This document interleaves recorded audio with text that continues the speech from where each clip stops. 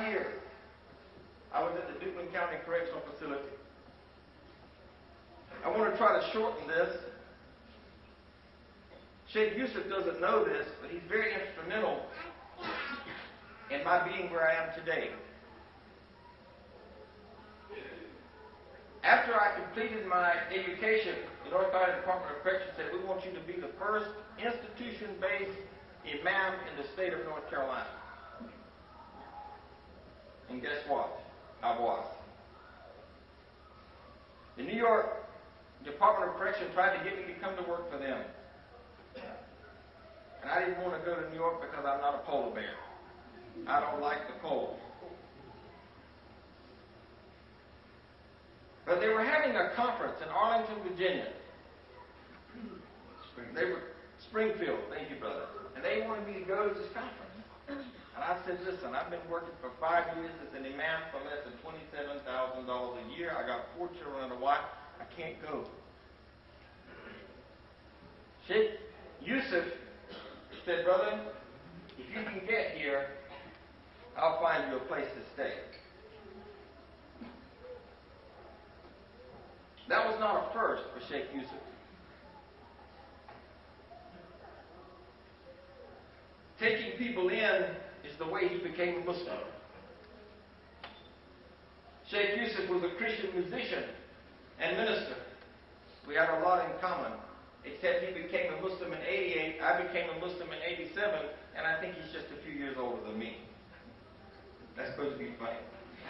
He was a very typical American. He'd been married a few times and divorced at least once. Right, brother?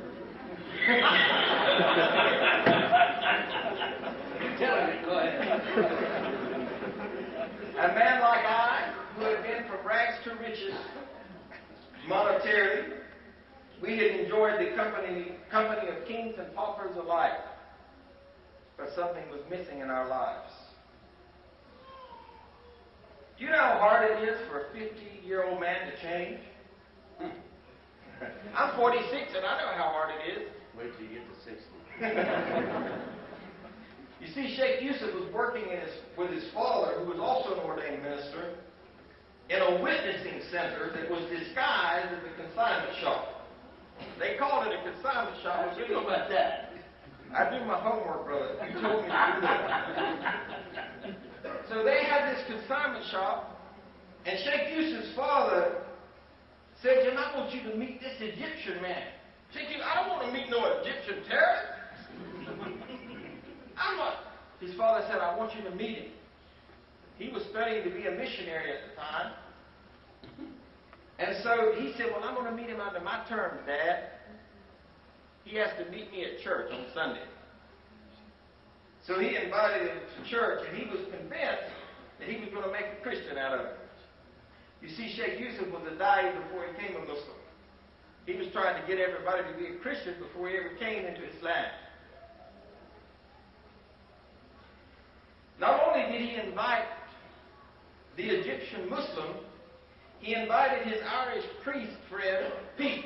Well, that was his name, right, brother? Father Peter. Father Peter. One day, when Sheikh Yusuf asked Muhammad, that was your Egyptian friend, right? What his religion taught about God, they were in the car, and Muhammad recited to him Surah Ikhlas. And Sheikh Yusuf had what we used to call, in the Baptist days, the Holy Ghost goosebumps. That means you feel something, you get goosebumps, you know. He was moved.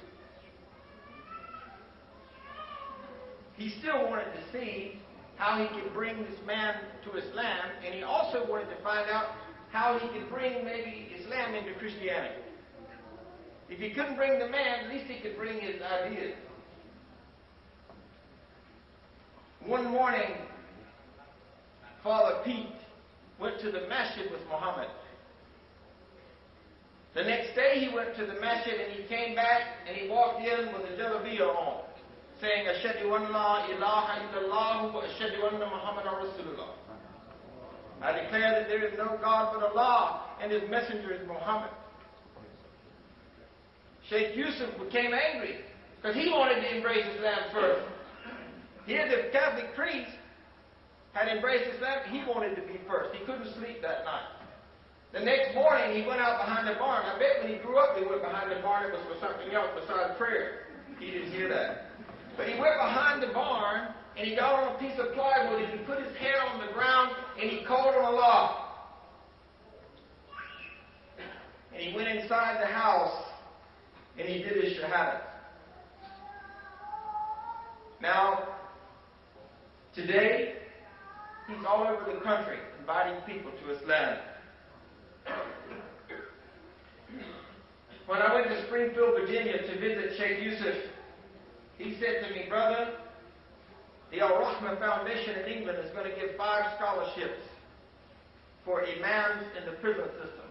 I said, are you crazy? They're not going to give me a scholarship. I'm a white man. I'm a white man and a Muslim, and they're going to give me it? He said, look, brother, I just want you to apply. I applied and I got the scholarship.